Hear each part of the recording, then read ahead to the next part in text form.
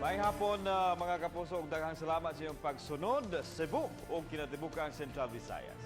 May nakulop sa inyong atanan din ha sa Eastern Visayas. Ug mayong hapon sab sa atong mga kapusong Bulanon, taga Siquijor, Negros Oriental ug uban pang bahin sa Kabisayan.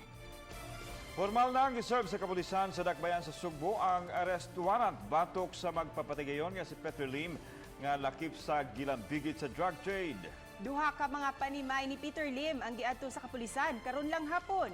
Apan wasay ang panimay ang negosyante ug ang mga caretaker lang niini ang nahabilin. Si Nico Sereno sa report.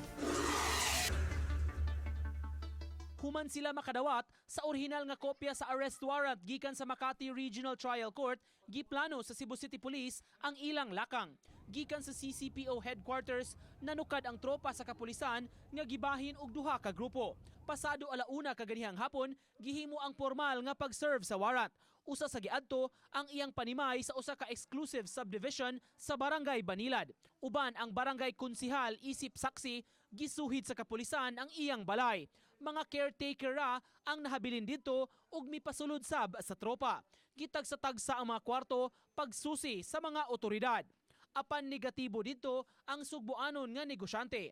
Matud sa iyang mga caretaker, dugay na nga wa mo adto sa balay si Lim ug sila ra ang nahabilin dito. Wa sab sila'y kasayuran, asa ang nahimutangan niini. Wala ko kita anak, sir. Kita anak niya? Oh, personal kay sa news ra o sa kanang sa TV. Kung nakangari?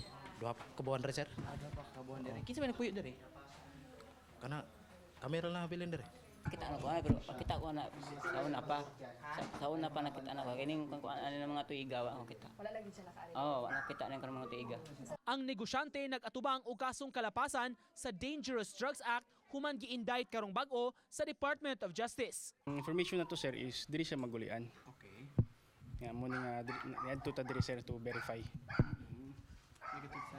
Negative, sir. Next action, as I said, continuous monitoring tayo. Samtang ang regional director sa PRO7 mipasabot, dunay proseso sila nga subayon sa ilang pag-report sa korte. Taliwa kini sa pakyas nga pagpangita kang Lim. We have certain period to serve it.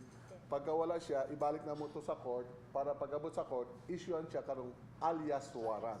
Pag na-issue ng alias warrant, anywhere in the country, okay na to. This is na ako, procedural. We'll follow the procedures. Maski pa, based on our intelligence report na wala niya siya diri. Nico Sereno, Balitang Bisdak.